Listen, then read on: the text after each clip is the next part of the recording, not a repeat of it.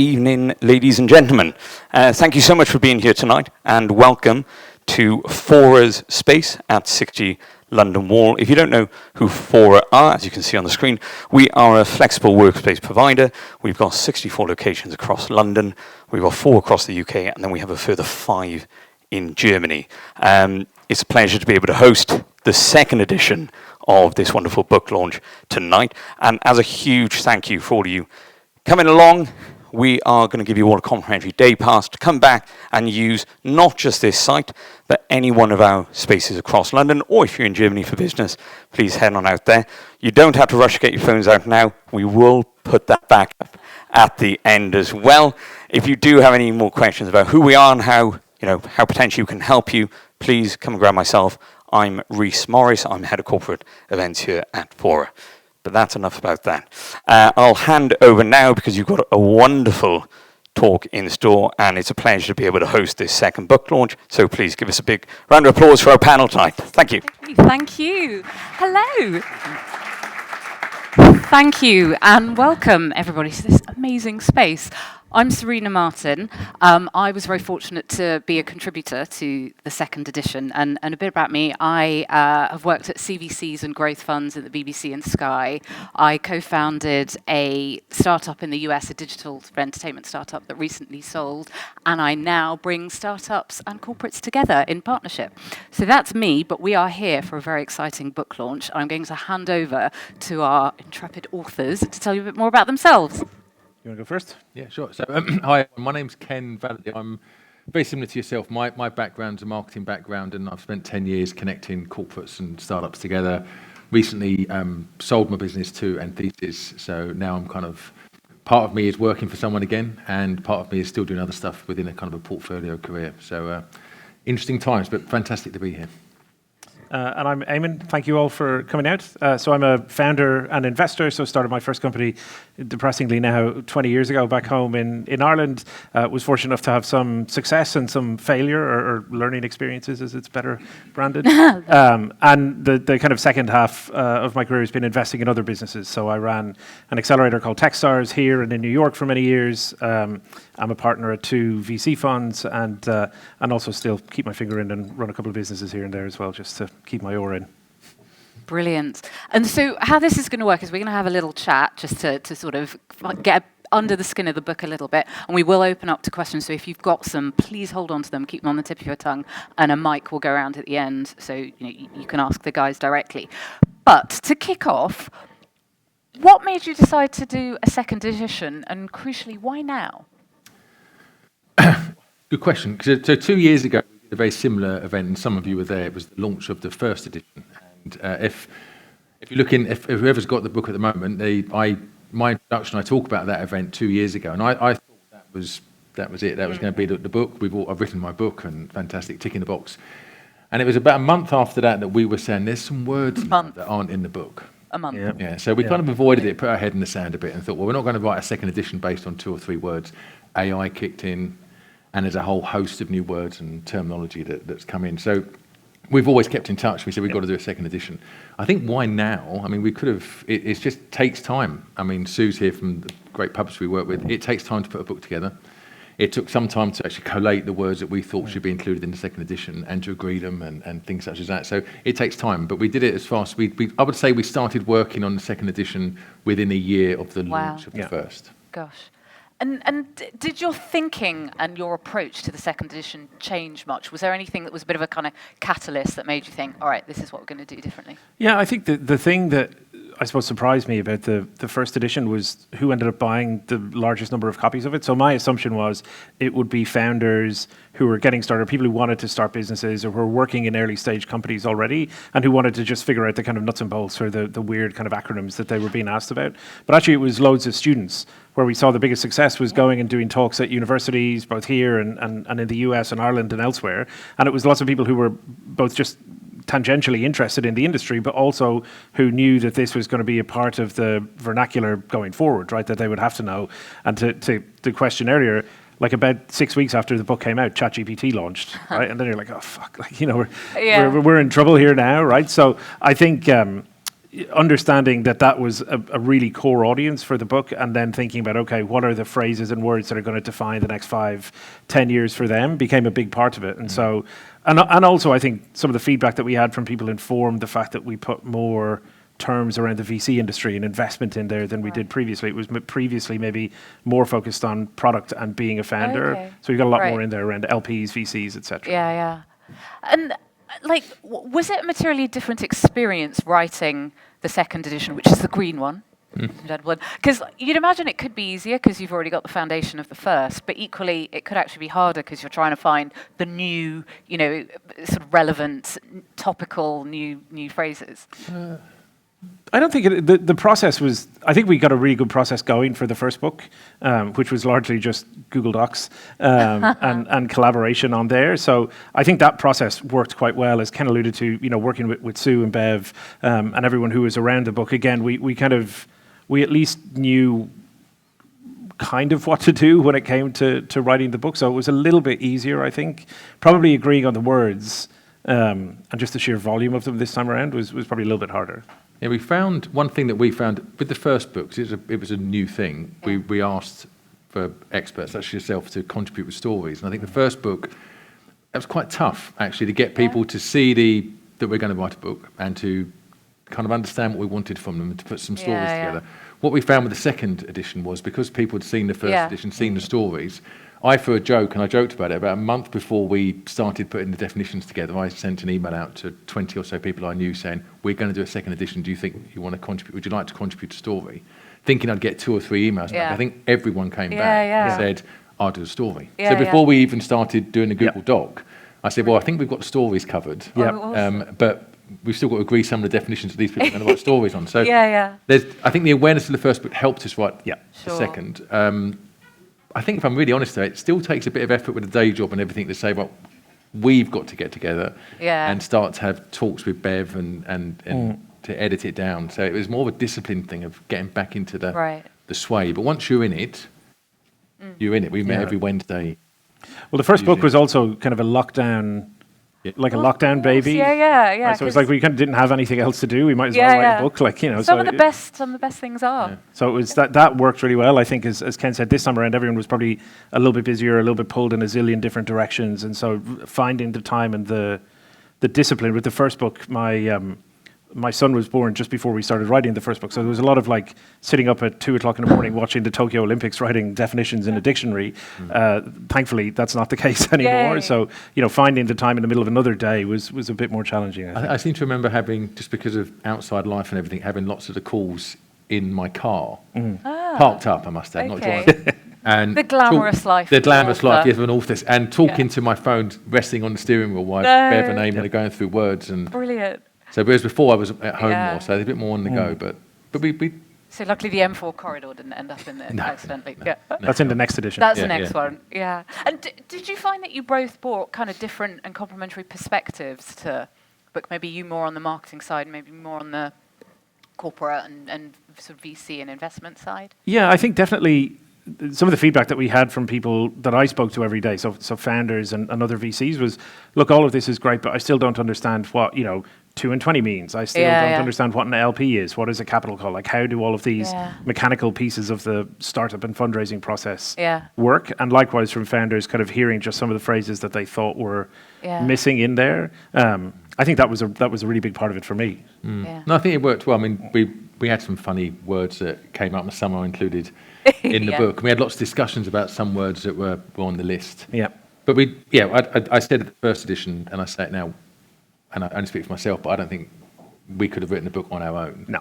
Right. I'd recommend anyone who hasn't written a book, if you're going to write a book, it's quite good to have a partner to do it with you. One, for the discipline. Yeah. But 2, sometimes you just need someone else to step up when you're rushing around and things such as that. If it was just, I'd still be writing the first edition. You definitely, like an accountability buddy, right, is everything in these types of instances. Like going to the gym. It's like having a co-founder in a business, right? Like you kind of have to have someone that you can bounce off. Yeah. And I suppose one of the things that comes out in the second edition is AI, right? Obviously, you can't move for it at the moment, and it feels like that's been quite a big shift and change. Did you use AI tools and it's fine, safe space here. And what's your sense generally of the use of AI in kind of creative endeavours? Well, I didn't use any AI tools for mine, Okay. so I was old school. Okay. That's okay. I'm not saying we shouldn't have done. I think you did, there's but no. Yeah, but, no, it's all not. good. But I used it for research. Like Yeah, I yeah. think like Yeah. I was ChatGPT, all of these things are great research. Maybe I could have buddies. done. I think for me, I think with some of the definitions, if you go on Google and you type in the word or the phrase, you get 15 definitions which say the same thing, but they're all slightly different. So I kind of did it the old way of trying to create a new definition based from the themes that I was seeing online. Right. Maybe looking back, ironically, I should have used ChatGPT more to help me to pull stuff together. But no, I did it kind of old school. way. One of the stories. So Daniel's from Shipshape's story is written by ChatGPT. Yeah. So there's a full story that he contributed in there. But I mean, I think to your question around kind of in the creative industry, I think it's a great kind of writing companion. Yeah. I talked to someone recently who writes sci-fi books, and she uses Midjourney to kind of create these amazing images, and then sits down and just writes about what she sees in those images. Right. So Wow, God. I think you can use it, and I use it to kind of go, hey, tell me all of the words that people are using in Korea or in Japan Right, or okay. in Australia, so that we didn't miss anything super obvious. So from that perspective, it's good. But like AI hallucinates all the time. Like you can't trust the. Is that in the book? Yes. Yeah. So actually, yeah. But we did, and it didn't never got released. But you actually created an AI, a Lexicon AI song, Yeah. A song. which you can do now. Oh my Yeah, God, yeah, you have yeah. to sing this This at the is- end. No, not singing. We'll no. do a big I can't remember sing-along the words. at the But end. it sounded a bit like Ed Sheeran, I thought. Yeah. Well, I did it in But- I did a death metal version, an Ed Sheeran version, and a country and western version. Nice, Yeah. quite So broad. watch out for yeah, the for album. all Yeah, tastes catered. I did for. say we should have brought a guitar to play. Anyone here, got a but- guitar? No, please don't. Please don't do All it. right. no. Yeah. So we are talking about a lexicon, a book of words. So I think we've got to get into the words because that's the fun of it. What are the kind of standout one or two words for you that were either really fun or that you think people have to clock this one? Any Yeah, big there's a few. favourites? So my favorite word of the last favorite, but also depressing word of the last couple of years is enshittification.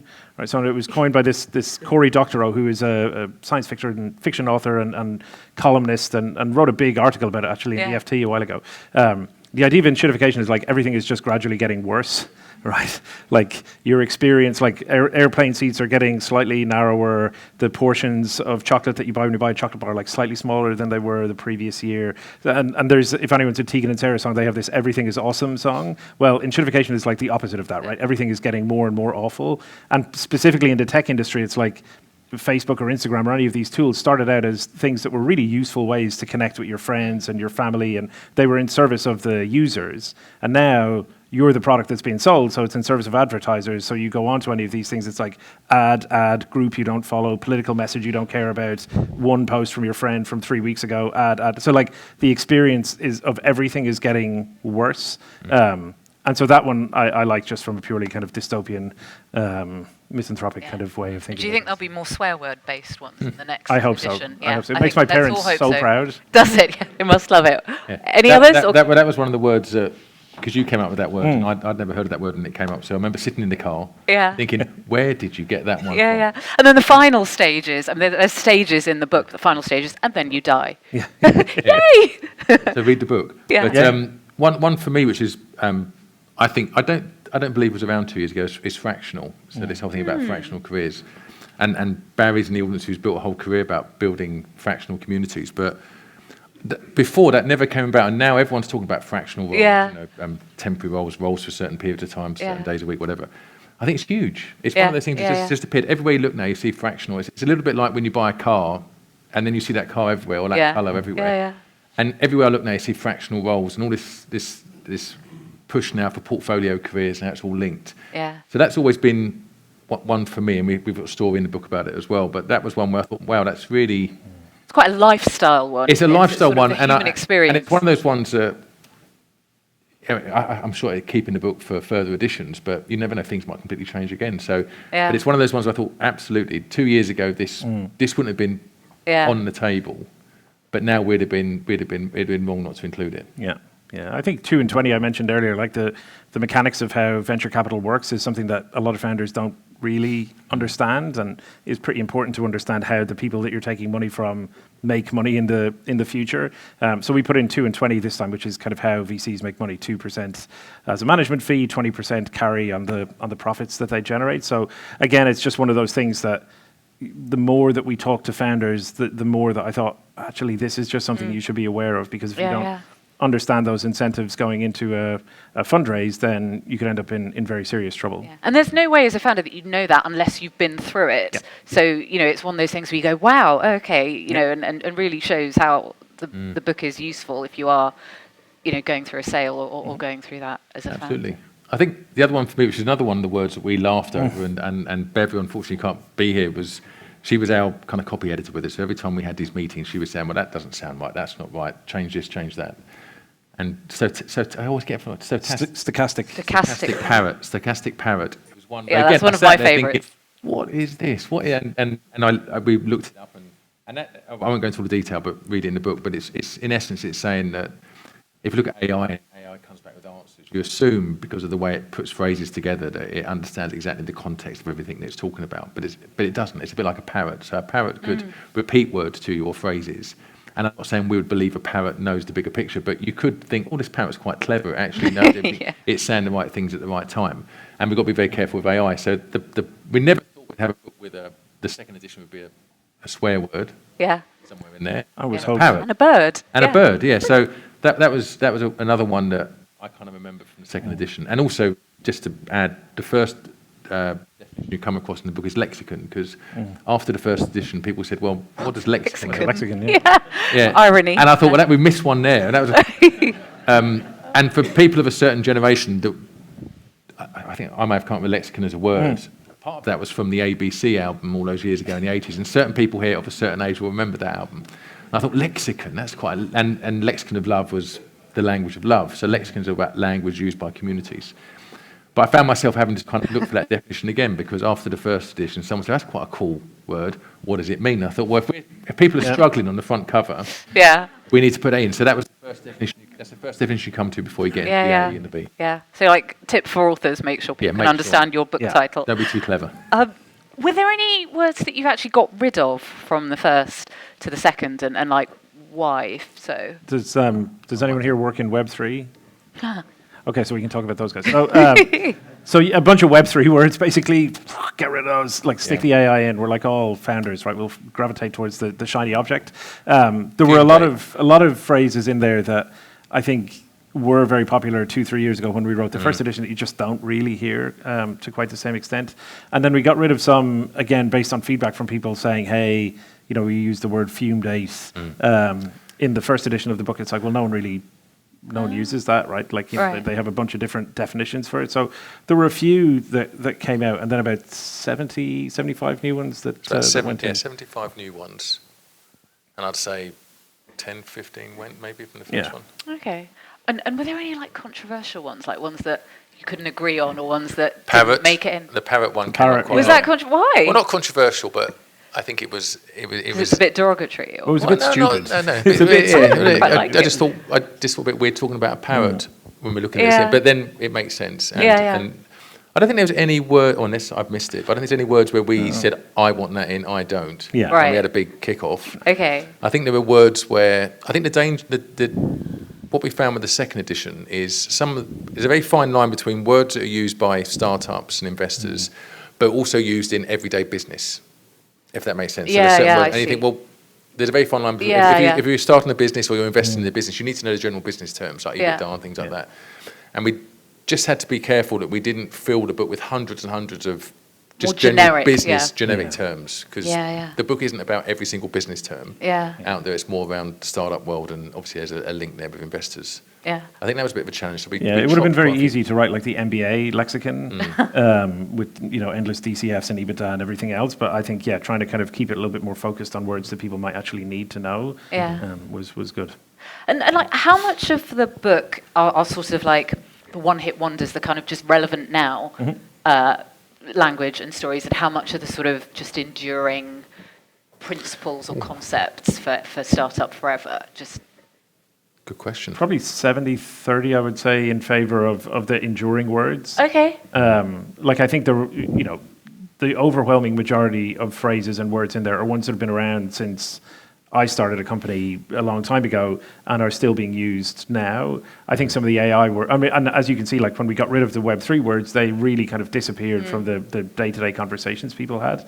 I think likewise, some of the AI phrases that we see out there now, I don't know will people use them in the same way in the future, right? Like all of the stuff that people are getting excited about now will just be embedded in your device or in the platform or app that you use in the future. So you're not, you don't think about whatever TCP IP, you don't think about SMTP when you're sending an email, right? Like you just send it and it happens. So I think a lot of these words will disappear into the background, but there will be these kind of ever-ready, long-lasting ones that'll be around forever. Cool. And so then what's next? Like, is there a third edition, or are you going to pioneer that sort of genre of startup literature?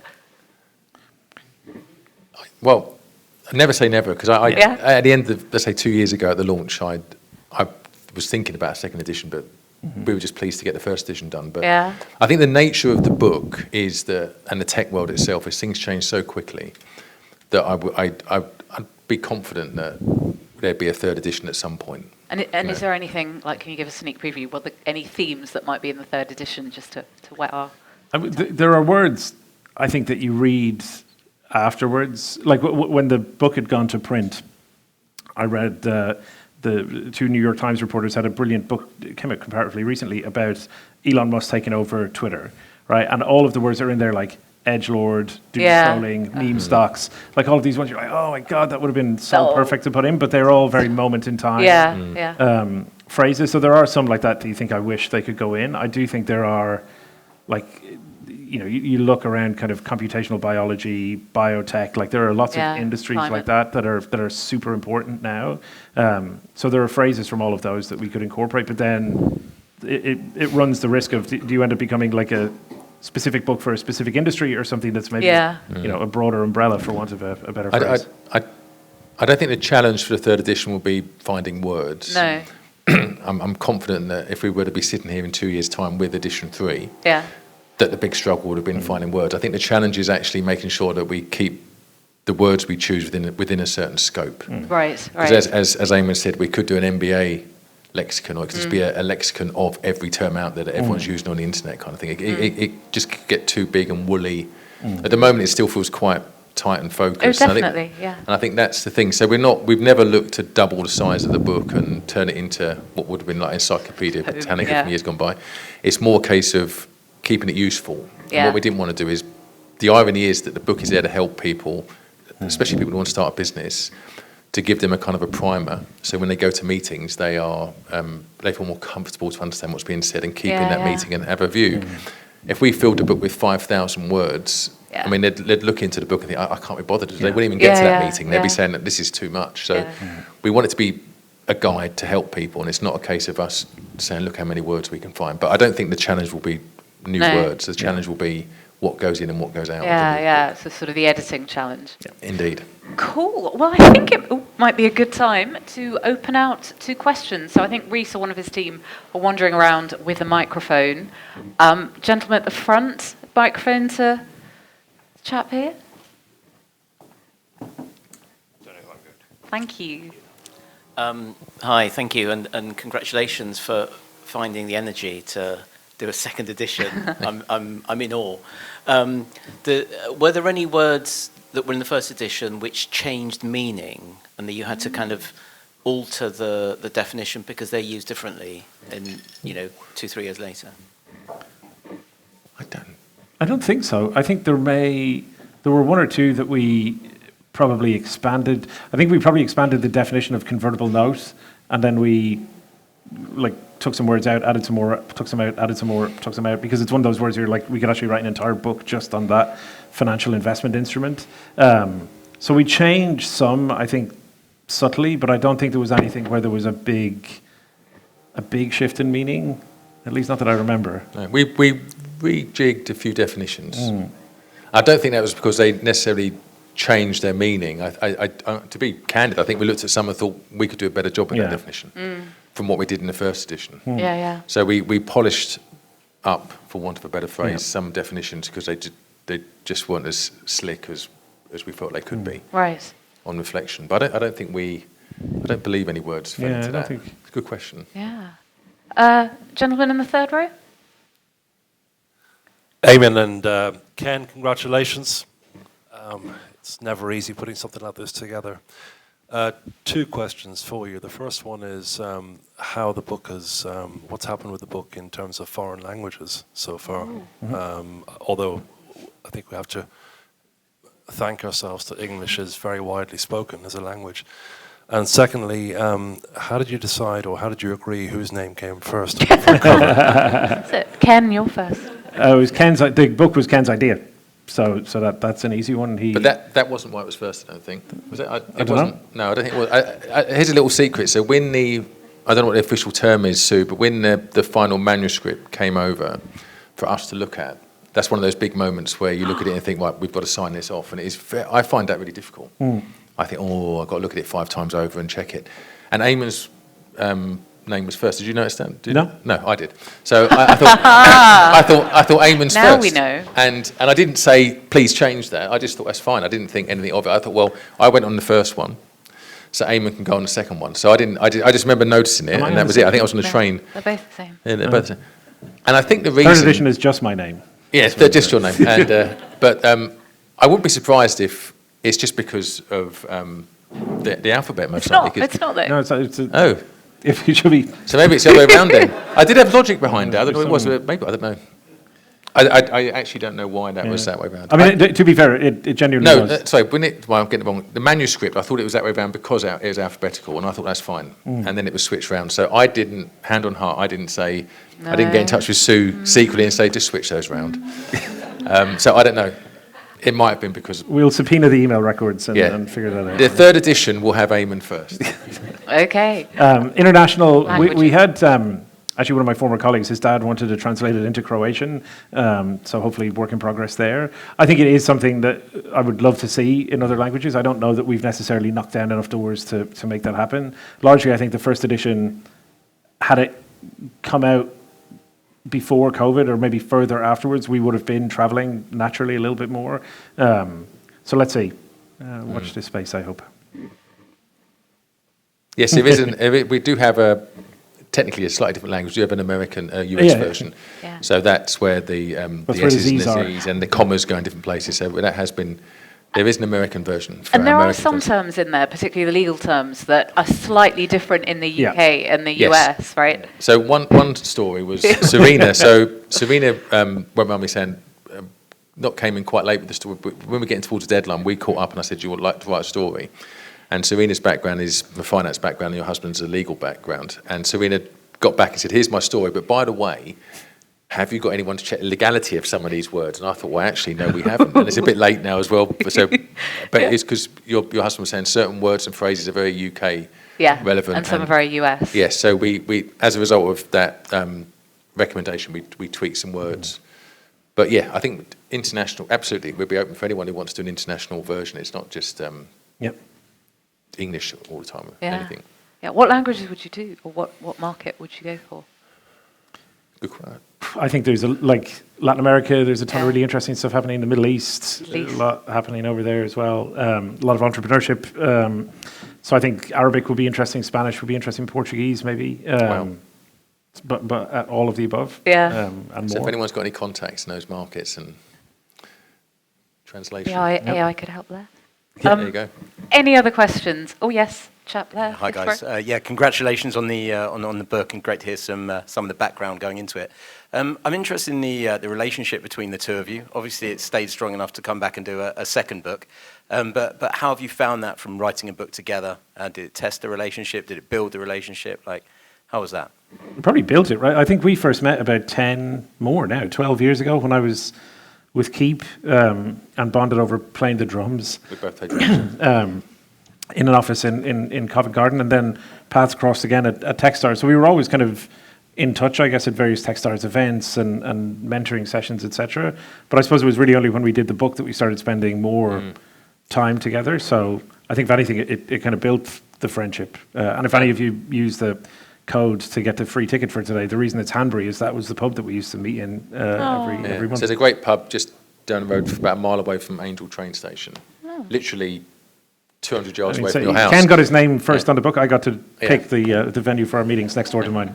But we do. It's a really good question because it's really important. I think, like a co-founder, co-author, it's important to pick the right person because there is a discipline involved. You've got to meet, and luckily we're both comfortable talking in pubs together on a Friday afternoon usually, and that helped.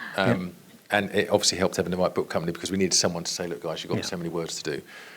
But I think it helped we knew each other, and I always thought, and I said this in the first talk 2 years ago, that I wanted to work. I wanted to work with someone that I could talk about the book with afterwards. I didn't want it to be an academic exercise where someone could come in and between us we tick the boxes, but we don't really get on.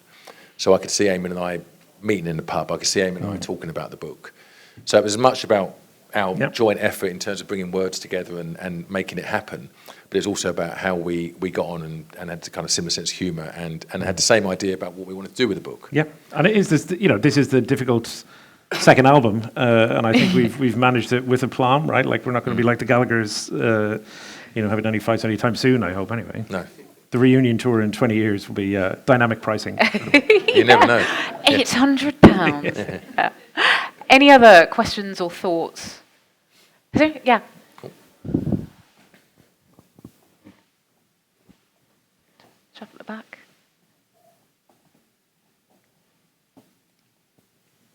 Hey, congratulations on the book. It's fantastic to get to a second edition. Even a first is hard enough for most people.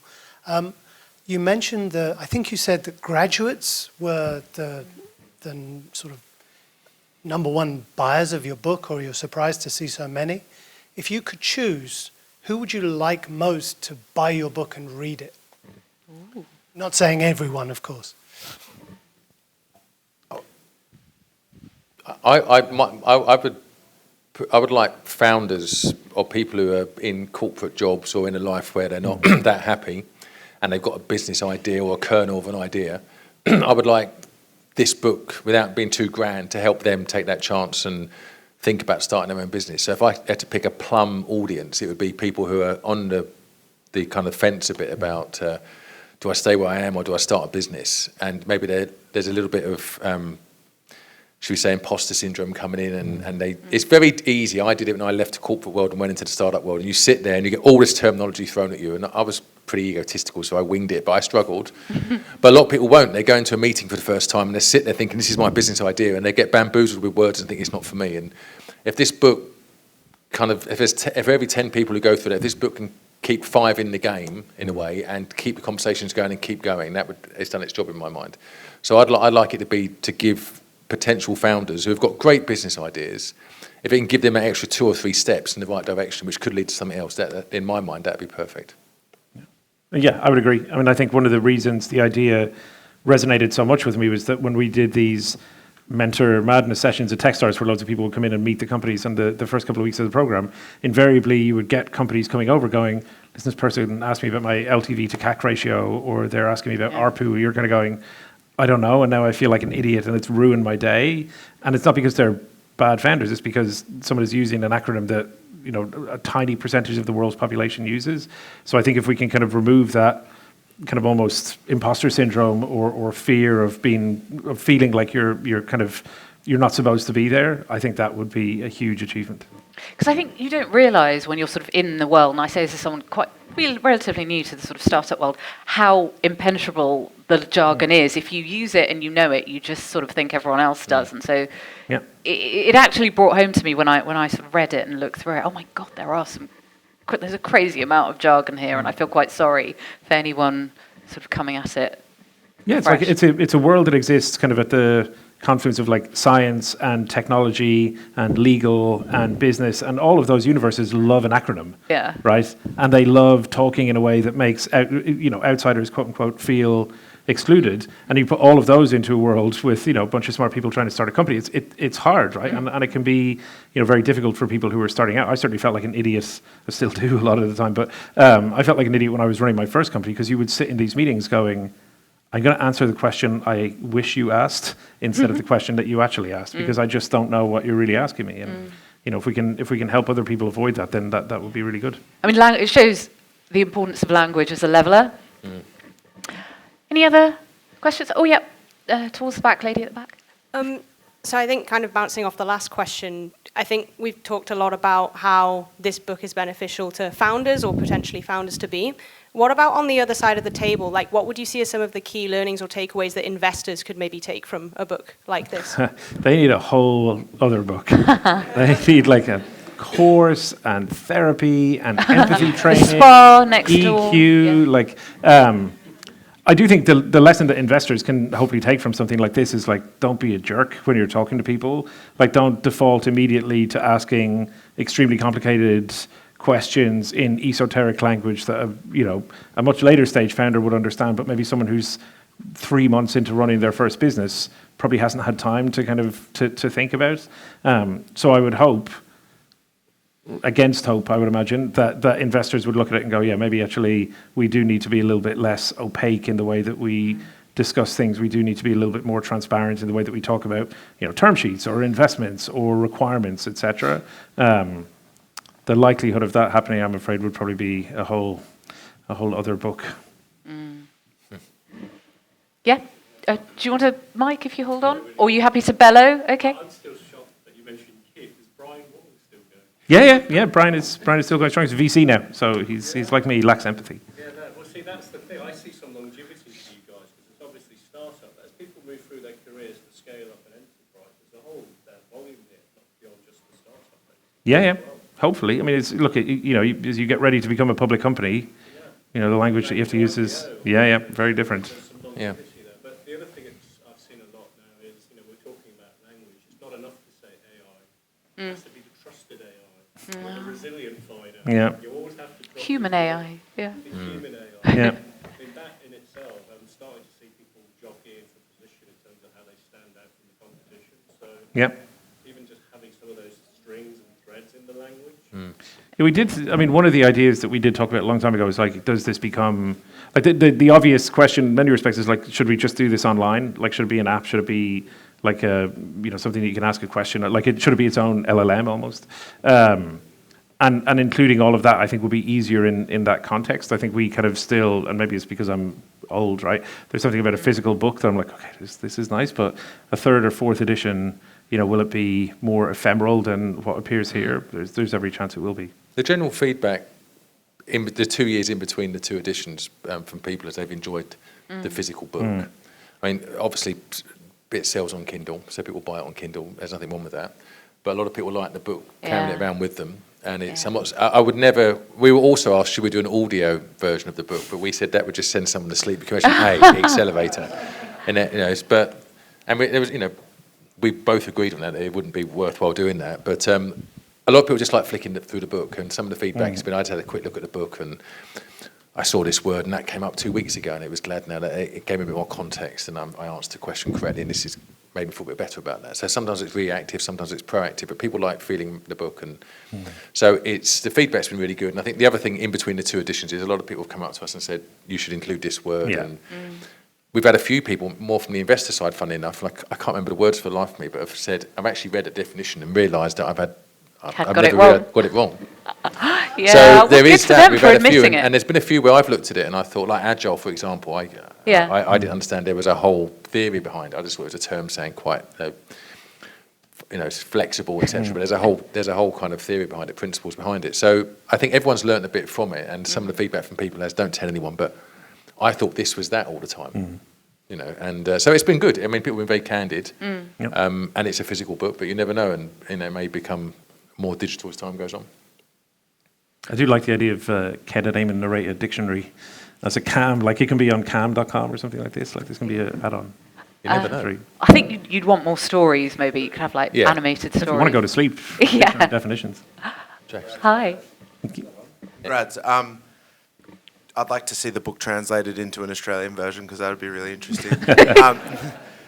Question on success. So after the first one, have you had any good success stories of people that have bought the book and actually set up a business, or that have closed a term sheet based on the fact that they've learned some definitions from what you've put in it?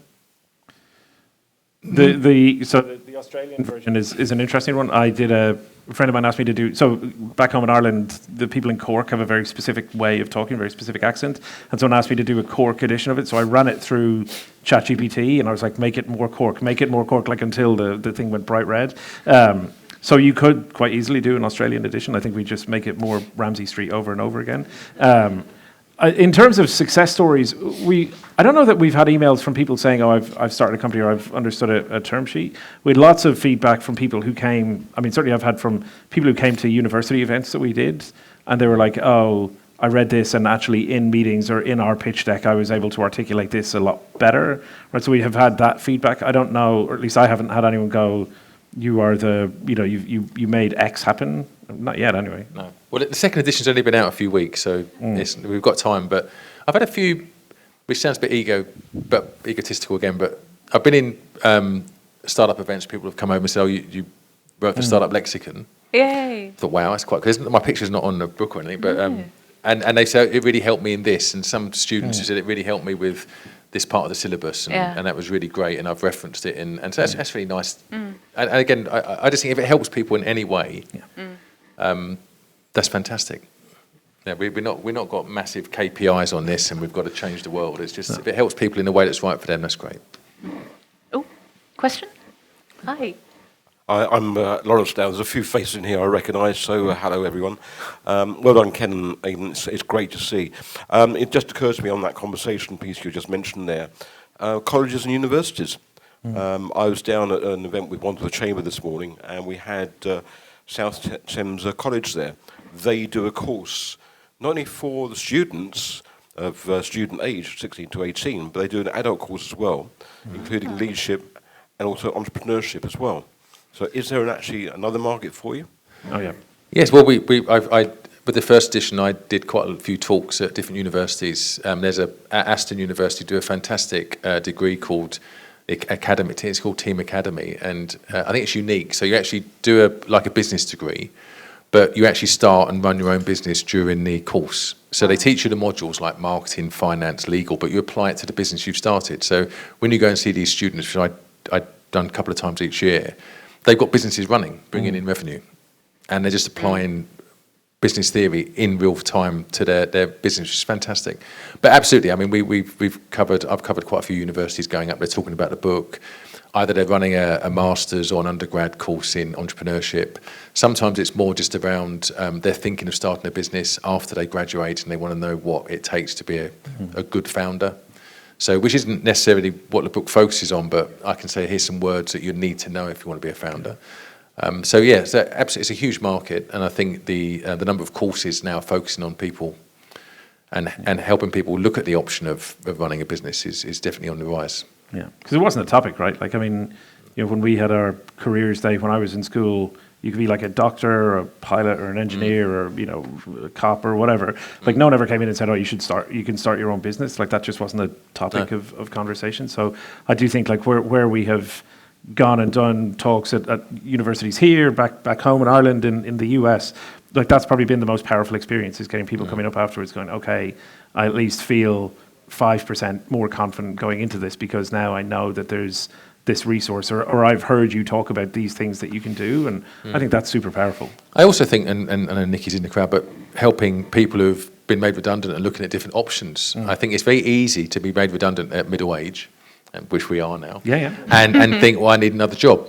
Now, I'm not saying everyone has got an entrepreneur in them, but unless you know someone who starts their own business or has run their own business, it's just not an option. So I do a talk every quarter to some people who've made redundant, and I say an option is to either start your own business, work for a startup, or mentor. There's lots of different ways out there, and generally speaking, the feedback has been, well, I didn't realise that was an option. And some people think this is it, this is the spark, but I think just raising awareness of entrepreneurship in that way adds a benefit as well. I think entrepreneurship feels a lot more accessible now. Well, it's not Del Boy. People. Exactly. When I was growing up, it was Del Boy, who I love. But now it's, I think, graduates and young people who would have otherwise done those more traditional careers actually think, now just go straight to founding my own business, and that's really that defines success for them rather than traditional career paths that maybe we had. I was just going to follow on from Ken. And absolutely, you should be blowing your own trumpet, because I think when the job market is not as buoyant as it could be, a lot of people do look to start their own business. And I think, Ken, what you do within the company that I work is you take the fear out of it. And I think, exactly as you've said, I'm interested to know what motivated you to write the book in the first place. But I think what you do is you make it accessible, which is a real gift. And I think big thank you from me on behalf of the organisation that I work for and the people that I work with, because you very much equate it to looking for a similar role is and the skills and the techniques you need for that, you equate it to starting up your own business. And I think absolutely you should be proud, because you've given so many people that little bit of confidence. And even if they don't go through to start their own business, they then feel much more confident in finding that next role. Thank you. And it is exciting. I always say to people, it's scary, but it's very exciting. And if it works for you, it's amazing. It's a life-changing experience. I don't know if you saw Keir Starmer's speech yesterday. It was online today. There's 3 million people unemployed in this country. His definition of back to work isn't a factory or something from the 1900s. It's people who are co-parenting, single parenting at home, raising family, running an e-commerce business, and getting up at 4 in the morning to do a conference call with Singapore. Well, I think it also goes back to fractional portfolio careers now. There's people now doing stuff on the side. They've got a full-time job. They've got a little venture on the side. There's people do part. There's so many. I meet more and more people now of all ages and backgrounds who have got 3 or 4 things on the go, which I think 5 or 10 years ago would have been viewed as very risky. Yeah. So I think now it's quite acceptable now, and it's what people look for. They want variety in their jobs, be it working for themselves or for someone else. And I do think employers have got to see that now, and that's maybe why the rise of the fractional roles is going up. Yeah. Yeah, absolutely right. Yeah. I think the shape of work and the kind of constituent parts of what people typically call a career now is so different. And I think it's great that kind of, I do think sometimes decisions can be marginal, and a book like this can just give people a bit of wind in their sails and a bit of kind of, it's all right, I can be confident. I don't need to know, everything perfectly. I know enough. Yeah. Ken and Eamonn, slightly leading question. In terms of outside of the startup world, I think you've kind of covered this, but away from the startup environment, what other industry would really benefit from this type of lexicon approach? I mean, Ken and I work in ESG, which is an acronym in itself, but are there any other industries that could really do with this type of guide or book? All of them. No, that's too broad. Don't want to start another company. I think we've talked about the legal industry before as one that is particularly rife with kind of acronyms and phrases and language that is a bit impenetrable for quote unquote regular people interacting with the legal industry rather than people who work in it. I do genuinely think, actually, you mentioned ESG, the ad industry. If you're coming into that, if you're selling ads for the first time, media is very difficult. So I think there are a ton of them. The question that we've kind of thought about, or when we've at least kind of theoretically talked about this, is, are we the best people to write that book versus being the best people to write this one? And that's the balancing act. So whether we license the lexicon, call me. I don't think we legally own it. No, I don't think so. But that's where we need legal advice. We do. Yeah. So I think ESG could be huge. That could be a doorstopper. Yeah, we're kind of in that idea. That's huge. I think there's. I actually joking. I don't think anyone would write it, but you almost wonder now if you go into a large corporate, they should have their own lexicon to help in people who are going. Because when I was at AB InBev, the brewer. I mean, the same old things you hear all the time, old-fashioned ones now, like goalposts have moved, ducks in a line or row, singing from the same hymn sheet. And I used to say all that stuff and kind of feel quite good about things. It's like watch an episode of The Office and then... you come out and said... That was the surprise, because when I came out of the corporate world, I thought, thank God I'm away from all of that terminology. And then the startup world's got 5 or 10 times more. The startup world is literally, I know people who will talk about a topic, they'll go, let's double-click on that, right? That's the type of people that you deal with in this industry sometimes, right? So it can be a challenge. Circle back. We'll circle back on that after we double click on it. Like, shoot me in the long grass. No. So those words are not in the book. No, That is, and they never will they be. never, ever will be. Any final questions? Oh, yep, gentleman there. I'm just curious, staying in theme with startups, was there any hard pivots or adaptations that you made? Hey, yay. I don't think. I mean, when we were initially talking about it. The big conversation was, would we do it as effectively like an app or a web app or something like that versus a book? But I think that conversation probably lasted. 1 point. Yeah, it's about 4 minutes and £5. So, because I think there was the solidity of the book, there were a whole bunch of different reasons that we wanted to do it from a personal perspective, but also for others.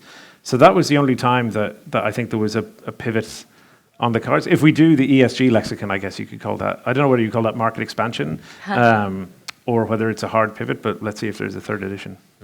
I think there's options. Yeah. It's just time, to be completely frank. It's Yeah. the time to do things really well. Once you delve into those areas, apps and things such as that, it takes time. And what we don't want to do is kind of expand or pivot into an area that we can't keep up with, and it comes across as a little bit lackluster. Or just not there. So open to options and opportunities, but I think we would have to look at each other and say, have we got the time to make this happen? Yeah. We were looking to do some stuff on, and some people might laugh, but we're looking to do some promotions on TikTok. Yeah. Yeah, I think that's a brilliant idea. We'd be perfect on TikTok. You'd be great. And big music fans. Yes, I can see it now. But when we I know the Apple dance, right? The song. Yeah. Do the song on TikTok. Yeah, there you go. So please don't quote us on that. But when we spoke to a lady who gave us an idea of doing a marketing program behind that, it was 2 or 3 months. And we thought, we could do that. But I know from my brand marketing days that you don't just stop after 2 or 3 months. You carry on. And it's like social media. Everyone, to different degrees, uses social media. It's ongoing. So to do TikTok or any social media platform correctly is an ongoing commitment. And I think we looked at the proposal and thought, yes, it makes sense. But it would take a lot of our time to be filmed and all the editing. And we'd still be doing it now. And I just think we wouldn't have the time. I don't know that I could smile for long enough to make these videos. And I have friends and family who would watch it. There's a certain amount that I can do for publicity, but there's a line that I have to draw. I didn't know that. TikTok. Well, I was like, I didn't know you had a problem with smiling, but it's too much. A bit of author's therapy here. It's too much. We've got time for one more question. Who wants to finish us off? Just the person at the back there. So, for a founder, what would be your most important word that they should know?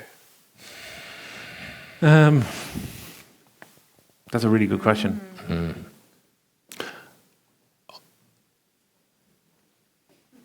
I have one. Yeah, maybe two, but one, and it's not an exciting answer. And it's an old term now, like elevator pitch. You can't look at the book. Oh, cheating! Cheating. I would say pitch is quite important. What pitch means, I'm twisting the answer a bit, but the importance of a good pitch. I think sometimes, and the book doesn't tell you how to write a pitch. It doesn't say, here's the 10 slides you need, whatever. But it's important to get a good pitch, good elevator pitch. I think it's really, really crucial. That would definitely be one. And then you've got founder market fit, and there's ones like that, I would say. There's about 10. I mean, I can't, but I reckon we could do one page on. I actually did a talk on it about a year ago, so I should know, but 10 words you should know when you start a business. And I'd say founder market fit. Product market fit. Product market fit. The point at which you start making enough money for your business to grow.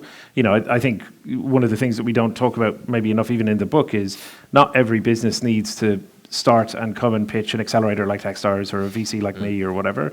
The irony I find in the job that I do now is the companies that I started, there were no investors in Ireland in 2004. You just started a company and made money, and if you made enough, you hired more people and built from there. And now I'm like, raise £1 million and do this. But I think if you build a business that finds product market fit quickly and you find customers or users quickly, then you're in charge of your own destiny, and you don't need someone in a velour jacket to tell you that your idea is good or bad, right? So I think that is the really critical thing. Because if you get product market fit, you've got a business. If you don't, sorry, I meant product market fit, not founder. But founder market fit. No, thank you. You and the book were the inspiration. Yay! Great. Well, Ladies and gentlemen, thank you very much for coming. I hope you've enjoyed it. I think, guys, you're going to stick around and you can be signing books. If you have bought a signed copy of the book, we have them outside for you, so come out and grab us. So feel free to have a drink, and thank you for coming. I really appreciate people's time, and it's not great weather out there, so even more big thank you from Eamonn and I. But help yourself to drinks, and as Eamonn said, for people who have paid the £10 for a signed copy of the book, then we're going to be on the table outside in the main area, and we've got a list, and we can give you. We'll check it twice. We'll check it twice. Yeah, we need ID. And if you haven't bought a copy of the book and feel bad that you've come here and had our drinks with the free Hambury code, feel free. I have the ability to take payments on my phone now. Yeah. And we take hard currency as well, don't we? Probably. To a certain extent, yeah. Thank you very much. Thank you. Thank you. Ladies and gentlemen, once again, thank you so much for coming out tonight. I think you can all